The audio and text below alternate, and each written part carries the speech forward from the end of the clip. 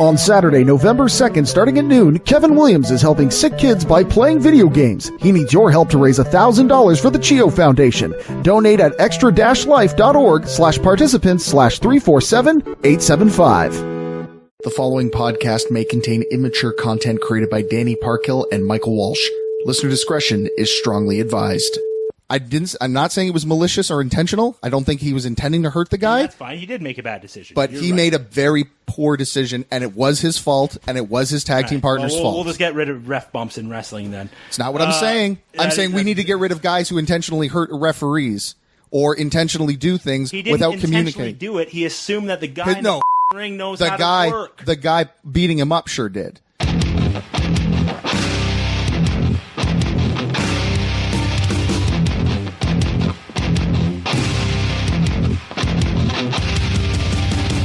All right, so how do we start this thing? Isn't this not how we do it? Isn't that how you guys do it? Isn't this how you people do it? What do you mean? What do you mean, you people? What do you mean, you people? Well, usually, whatever. Walsh and I'll go through what we're going to talk about to an extent. Well, Walsh ain't here, is he? Walsh, you'll hear Michael Walsh if you're not a gosh darn freeloader. I really don't like it when you call people who listen to our show, dedicate their time to listening to us talk about wrestling freeloaders. Dude, here's the deal. Okay, on a base level, you're right. But here's the deal. Realistically, anybody, a person can listen to a podcast. I listen to podcasts while doing dishes. I listen to podcasts while there's someone right now while listening to me. I feel bad for that person. And, sir, to you, I say keep on going, man. Keep on trucking, because you're certainly in a because it's going to take you. It's going to take you a while with Danny franchise. Oh boy, and it's over. Oh my God, how are you, sir? I'm sore. I'm getting old. What is wrong with me, Danny? I don't know. Well, first of all, who are you? I guess we should go through that. I am the Walrus. Cuckoo. But more realistically, I guess I'm at Adam Conta of WrestleMedia.ca. You've managed to ruin the gimmick already. I told you I'm not Michael Walsh. Oh well, Adam Conta find something funny about the word trombone. How are you, sir? We're here in my beautiful home in Canada, Ontario. You can hear the traffic going by. A little windy outside. But we're here. We're getting ready. It is Saturday morning as we record this. Yeah. And we are getting ready to head down to Seaway Valley Wrestling. Yeah. In beautiful Cornwall, Ontario. That's so funny. If you listen to the Jimbo Jones interview that I did for the wrestling show, that's part of his gimmick is every town that he goes to is a beautiful town. Yeah. So beautiful Kitchener, beautiful Waterloo, beautiful Angus. So I guess you're picking up his habits, I guess. Well, it's not a bad thing. Not modeling yourself after Jimbo Jones is not a bad thing. Yeah. That guy's great. I love him. Right on. So, we're doing this again. Doing another road trip. Good Lord. Yeah, well, I mean, it's you who's doing like 90% of them. I was going to do one this year.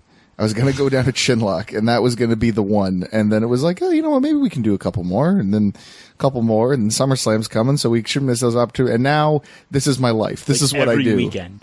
Like every weekend. Not every weekend, but very close. Pretty very close. Yeah. Well, what, last weekend were you doing? No, where were you last weekend? Last weekend, I was in Angus, Ontario. Right. That's where we got the interview with Mr. Jimbo Jones in beautiful Angus. Rock solid. In beautiful Angus. Yeah, that's right. And then before that would have been, what was that? Was that SummerSlam? It would have been SummerSlam weekends. So you had all that. Then you're in Cornwall this week. Are you coming down? Actually, probably the last time that we went out would have been for C4.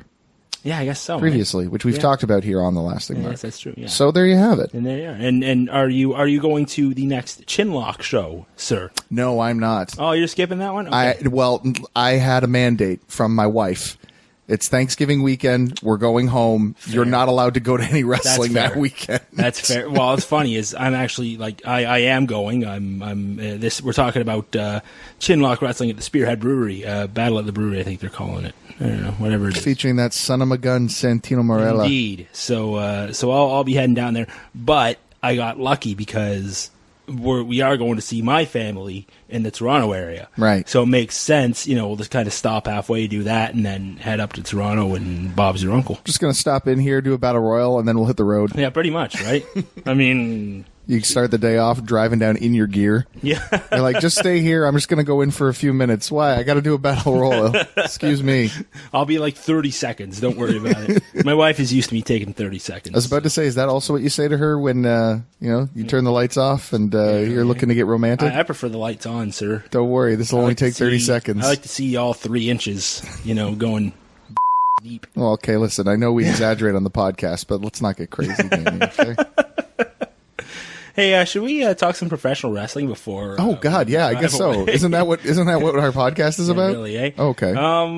So this week, not too much happened this week, eh?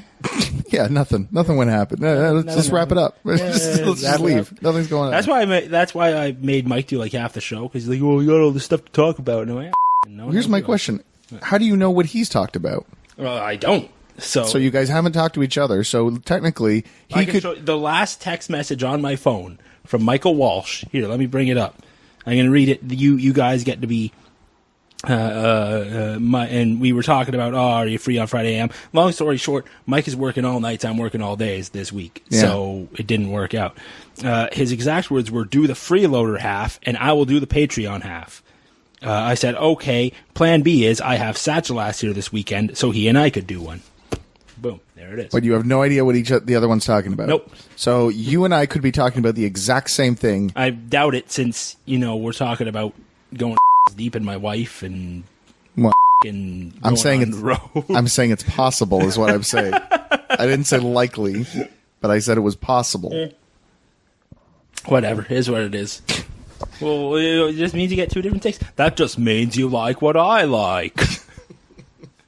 God almighty. Right. I did want to talk about a couple quick things, though. So first of all, beg pardon, I'm working with a bit of a chest cold here. Mm-hmm. This is great. This is exactly what I want. To be in a car with you for hours and hours with a chest cold. I will fucking kill you. No, you will with your plague. That's what I'm afraid of. It's funny you should bring that up because that's exactly what I want to talk about. All right. Walk me down this path. You have my attention. Yeah, there you are. Last weekend, Josh Alexander was working for AAW Wrestling, I think out of Toronto, I think. Okay. I think they're a little south of that, but they could have did a show in Toronto. I don't know. Perhaps I'm wrong. But anyway, what was noteworthy about this appearance was it was the Jim Lyman Memorial tournament that they do yearly. AAW does. Now, this was the second or third day of this tournament. Josh Alexander was booked to go through to the finals, and I think he eventually won it. But so we had 2 or 3 matches to work that day. He woke up that morning with a fever of 104 degrees. Yikes. So, he went to the show, and he performed his matches, and between matches, I get, rumor has it, I don't know this firsthand, but rumor has it is that he was sleeping in the locker room with between matches. Between matches, with an ice bag on his head, right, to cool himself down and all that. So, I've heard 2 opinions on this, and being honest, I don't know which one is correct. All right.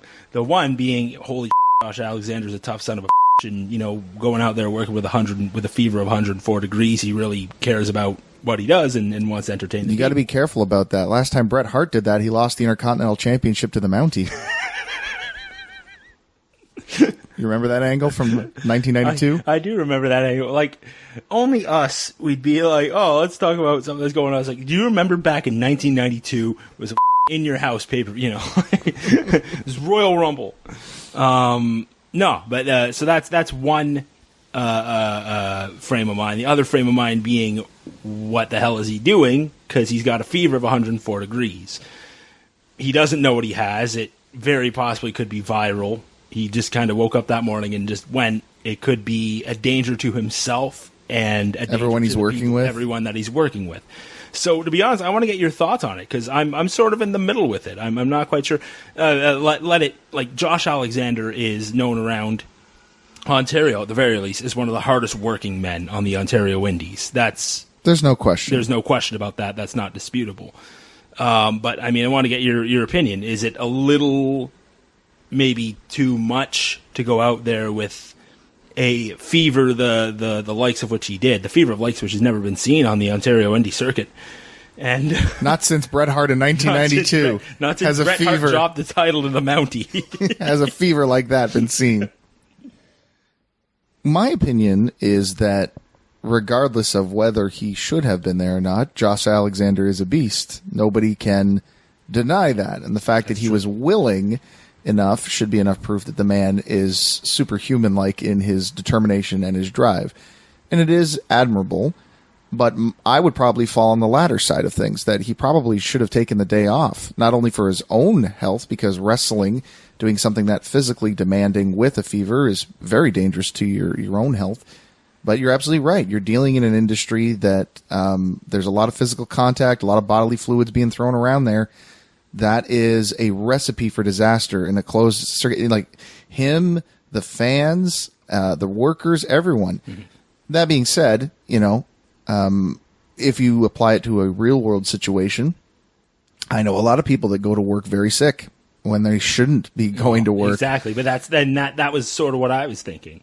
I had two thoughts when it came. It was like, first of all, if this was just a shoot job, right? If this is a regular job, and I woke up with a fever of 104 degrees, I'm not going into work, like straight up. You shouldn't, right? And nor should you, nor should anybody, right? So what makes this any different? I think what makes it different, maybe not in this situation. Actually, I think what makes it similar to a situation where you have someone who's desperately sick but needs to go into work is the fact that those people are usually not salaried. And what I mean by that is that if you make money, regardless of whether you come into work or not, you're probably going to stay home and deal with your illness.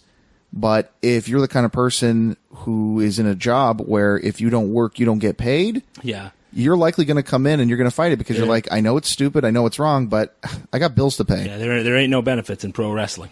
That's it. Yeah. So then the question becomes, well, is the issue Josh Alexander coming into work sick, or is it a larger issue at whole? We can get into that much, much, much deeper. Actually, that is something that we can talk about and branch off of this if you don't mind. Yeah.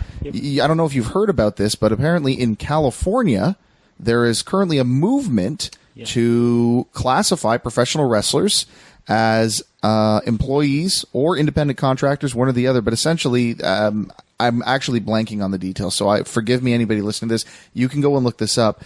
But essentially, what this law would do is require companies like World Wrestling Entertainment, AEW, any and all pro wrestling companies that have wrestlers with contracts but list them as independent contractors to essentially enforce those terms of the definition of an independent contractor. Yeah.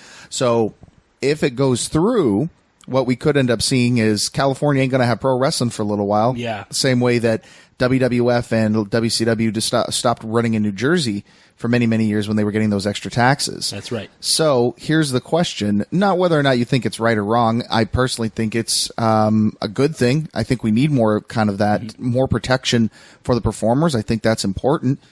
But my question is, how do you see it playing out is the question. Do you think they'll back down? Do you think that there will be enough pressure from the entertainment industry and those who are making money off of these shows to go, you need to change this? Or do you think that it'll go the other direction and it'll just be like, well, California knows how to party, but they don't know how to throw a wrestling show because there ain't going to be none for a while. They keep it rocking. Let me welcome everybody to the Wild Wild West. California is untouchable, like Elliot Ness. Welcome to the not so Wild West, because we make sure that our performers are protected. Yeah.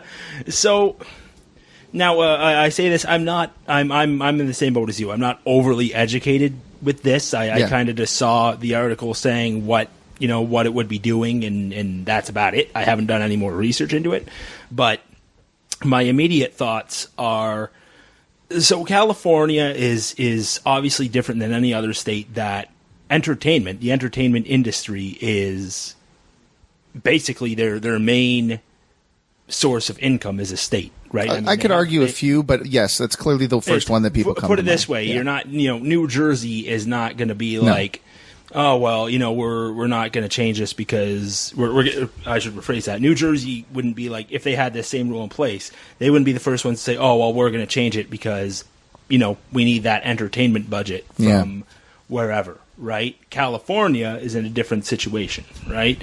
Bottom line. But I don't think they need wrestling. Like, they've kind of got wrestling as a minor stake. You know what I mean? They've got Hollywood. They have. Yes. That's all I'm saying is they don't probably need Vince McMahon needs Hollywood more than Hollywood needs Vince McMahon. And I mean other companies, but specifically Vince McMahon, because he is a guy that is interested in. I mean, WWE has a movie studio.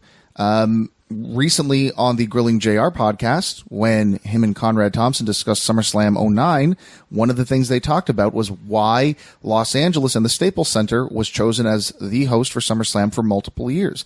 And one of the reasons that JR listed was networking, connections. It's about getting with those Hollywood people, getting us more airtime in Hollywood, getting us more connections in Hollywood. And if Vince McMahon and other pro wrestling companies want to keep that kind of relationship going, it's going to behoove them to run shows in Los Angeles, in California. So then the question becomes, do you see Vince McMahon backing down from this thing? Do you see it not happening in terms of like they'll change their mind before it even becomes a thing? Or what do you see the end game being here is what I'm saying. It's tough because I can't see Vince McMahon backing down from it necessarily. I can't see it being a thing where it's like, okay, well, whatever you guys want, that's what we'll do. Because, I mean, he's very old school, right? And he's for the past... And stubborn. For the past 35 years, he's treated his workers with, a few tweaks here and there, obviously, but he's treated his workers, for the most part, pretty much the same. Recent years, maybe a little bit differently. Obviously he isn't, telling people to take steroids anymore, and he isn't, he's trying not to... They never proved that in court. They never proved that in court. Just want to put that out there. Yeah, prove this in court. They didn't prove it. But I don't see Vince backing down that easily. I think probably that bill would get changed to an extent before... I think it... I see it kind of going down the middle, but not really down the middle. You know what I mean? It'd be like, okay, well, we'll treat these people as independent contractors, but, that means they get this, but not this, right? Not health insurance, or, like, not extra pay or whatever, right? Whatever the circumstances are. Again, I'm uneducated on exactly what that would be. But that's how I see it. I mean, let's be real here. Donald Trump is president, dude. Like, homeboy hosted 2 WrestleManias and wrestled on one. All he has to do, all Linda McMahon has to do is pick up the phone and say, "Hey, Donnie boy, can you tell?" Yeah, but she got fired though. He kicked her out. Well, he kicked her. Well, I don't know if he kicked her out. I thought she resigned. But either way, you can't dispute that the McMahon family is close to the Trump family. Yeah, but it's not Trump's call. Sure, he could make an edict like that. I don't think that would be the case. He called someone a dictator yesterday. Did you read that? And that, yes. You can't, you're not going to sit there and tell me Donald that he can't say, hey, Republican in California. He can, but I'm saying that I don't think he'll waste his time on it. He's too busy calling people dictators and running the free world. Yeah, well. And besides, a lot of that stuff is, again, it's state legislated, right? And so I don't think it's necessarily a matter of Vince McMahon's going to call in a favor. I highly doubt it is what I'm saying. I mean, yes, it's, again, much like the Mike Walsh talking about the exact same thing. It's unlikely. Yes. But it is possible, but very unlikely, I think. I don't think it'll see the light of day. I don't think it'll get through. Yeah, and maybe you're right. I mean, I think... I think like a lot of bills, it'll get brushed aside, and it won't end up happening. Well, I mean, is it a Republican in office right now in California? Do we know? I don't know. I don't think it matters. I don't think it'll be something that the people look hard at enough to make it worthwhile for them to push through personally. But if they do, it will be interesting, because I do think if it does end up going through, that that's what you're going to see. No more California shows. I think Vince McMahon will refuse to work there. California. What will be very interesting is to see what everyone else decides to do, especially independent wrestling out that way. Guys like PWG, for example. Well, PWG, but the way that I read it and the way that I internalized it is that this would apply only to contracted, like full-time contracted professional wrestlers. Sure. Which wouldn't necessarily apply to PWG, because as far as I know, they don't have anybody to exclusive contracts. Right? Yeah. So okay. That's a good point. I don't know if it would necessarily apply to them. I think it would apply to, again, WWE, AEW. Those would be the big ones. Impact Wrestling. Yeah. Yeah, a lot of companies. Impact run California? They still? did. They actually recently did a show out in California. Yeah. Yes, they did. It shows how much I pay attention. Well, I mean, it knows how to party. Hey, speaking of Impact and the treatment of wrestlers, this is a little bit of an older news bite, but I thought this was really cool. They're going to start paying for road expenses for their wrestlers. Yeah, I read their contracted that. That's talent. cool. Hotel rooms and stuff. I'm interested. Impact has been throwing around a lot of money these days. Well, Anthem has been throwing around a lot of money these days. Obviously, with that, the purchase of Access TV, AXS. Yeah, let's talk about that story in a minute. Yeah, but I mean, I think it's a good thing. I think it will help them attract talent that. I think it helps to repair their reputation. You know, because for a few years, their Impact was a to work for. It was kind of a cursed brand. It seemed snake bit. Yeah, exactly. Which wasn't entirely their fault, but some of it was, some of it wasn't. The rumor that went around was that it was a lot of mismanagement. Yeah. There's a lot of people making bad decisions there financially and creatively. Yeah, exactly. Which I mean, if you're a pro wrestler and Impact is interested in you, you look at that and say, oh, you know, like I'd rather take my chances, you know, if I'm, you know, maybe it's a slightly higher pay, but, you know, I'd rather take my chances. Maybe Vince will take a look at. Well, look at Scarlett Bordeaux and Killer Cross. You know, even now when things are much better, they decided to ask for their releases because they felt like they were worth more and they weren't making the money that they deserved because they were on a pay-to-play kind of basis with them. Yeah. So it's still a long process to repair, but I agree with you that I think that they've made some tremendous strides. Even in the last year, I think they've done really some incredible work, and I think they actually have one of the, if not the best TV product for pro wrestling out there right now. So they're making real strides both creatively and financially, which is great. Which is good, and I hope people start giving them more of a chance, and I'm not saying that because they're a local brand, and you know, I'm not saying that because they're based in Toronto and there's a lot of people we know that are involved with Impact. I think it's a good product. Yeah. And it's different than it was a few years back. Way different. It was, you know, it looked bad. It felt bad. You were embarrassed to watch it. You know, like that kind of thing. You know, it's done a lot differently now. So I hope that starts showing, and I hope they start getting well, I mean, I hope they start making money back from some of the decisions they've been making, like paying for road expenses. That's a huge deal. Yep. You know, like that saves thousands and thousands of dollars for workers over the course of a year. Yeah. Right. I mean, and the purchase of Access TV. You know, hopefully they, you know, start seeing a profit from that sooner rather than later. I know it just happened, but you get the idea. I don't necessarily think it's a profit-driven thing. I think it's just long-term investing. And here's what I mean by that. The biggest problem that Impact Wrestling has had for the last year or two or three has been that they haven't been on a decent TV network. Yeah. No offense to Pluto TV, no offense to all the other channels that they were on. Wasn't there one where it's like, oh, this channel has like 1,000 viewers in friggin' Texas or something? It wasn't great. It wasn't very. Wasn't good. great. But Impact's biggest problem has been that they haven't had a solid station backing them, a solid network backing them ever since they left Spike TV, right? Which has now changed to the Paramount Network, I think. So this idea of them purchasing an American company is kind of brilliant on their part because obviously Anthem owns the Fight Network in Canada. It's a cable channel, so it doesn't have the reach of, say, a network, but it's still somewhere in Canada, you can go to watch it on a regular basis. The brilliance with Access is that obviously it's already well established as a network that produces high quality pro wrestling. Yes. They were the original home for Ring of Honor before they got bought by Sinclair. And of course, they've been showing New Japan Pro Wrestling for the last couple of years. Yeah, and Women of Wrestling has signed on for them. Wow, as well. So you've got an entire block of some of the best wrestling on the planet. So, I mean, if you're not an Impact fan, but you're, say, a New Japan fan, it's a perfect lead-in or follow-up to what you're doing, right? Boom, right? There you go. Now, that in itself would just be kind of fun, just like, hey, great for Impact, that's good. But the circumstances surrounding it, I think, is what makes it more interesting, which is that Impact originally asked Access TV, hey, could you, we'd really like to be on your channel. What can we do to kind of work out a deal? And Access was just like, pass. We've got New Japan Wrestling. We don't need you.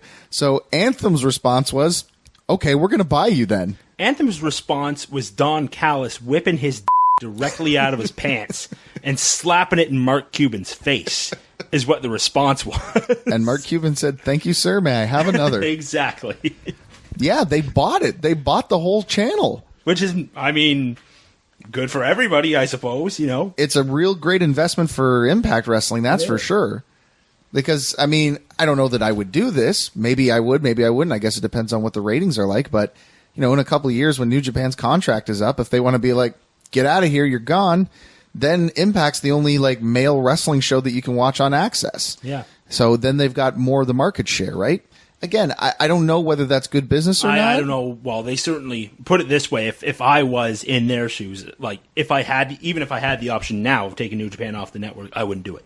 Yeah. Because again, it's a good way to tie their product with yours to an extent, right? It depends, I think, on what the ratings are going to be like. If this ends up boosting Impact's ratings and maybe they end up doing better than New Japan in the future, yeah, sure, then maybe you don't need them anymore. Mm-hmm. But you're right. It's all a matter of time. And what's going to end up happening will be what determines the actions in the future.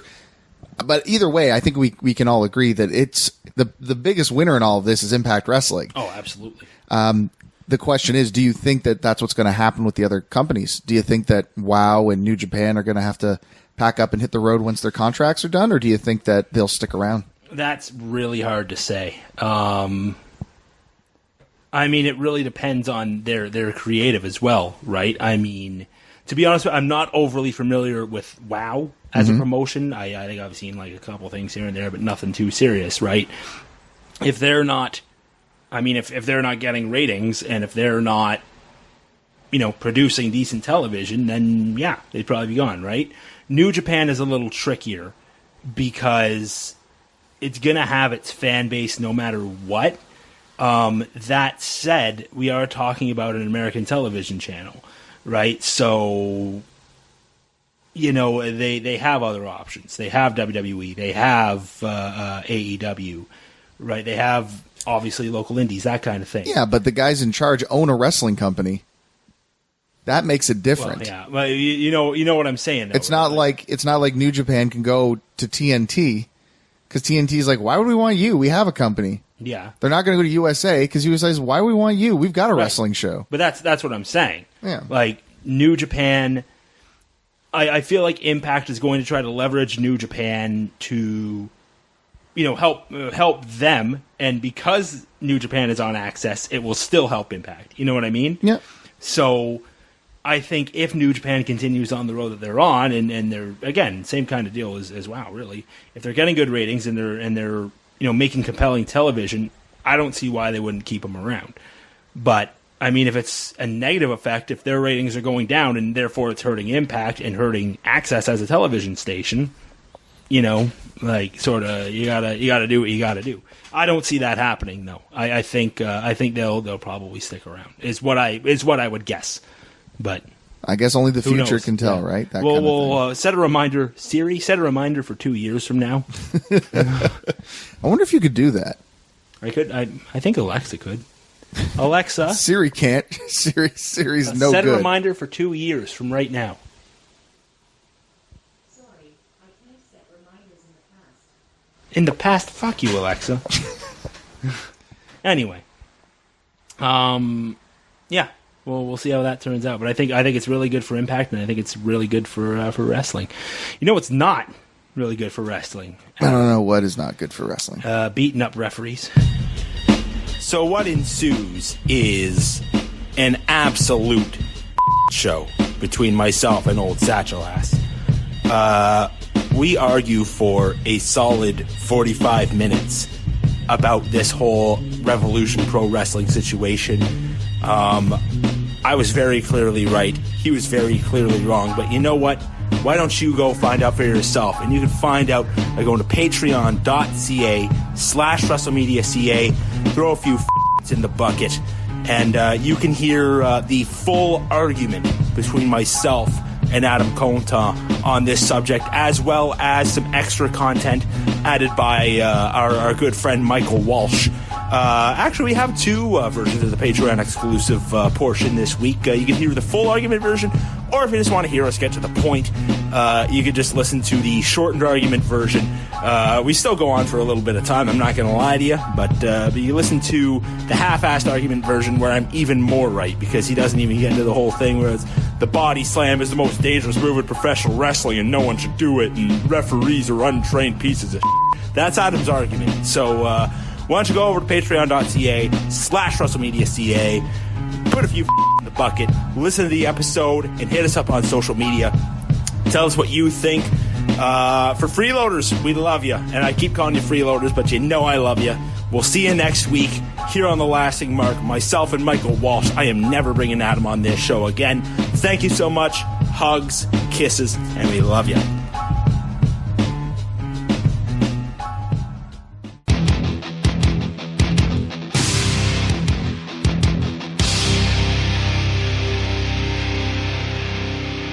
This has been a presentation of WrestleMedia, where everything is wrestling and wrestling is everything.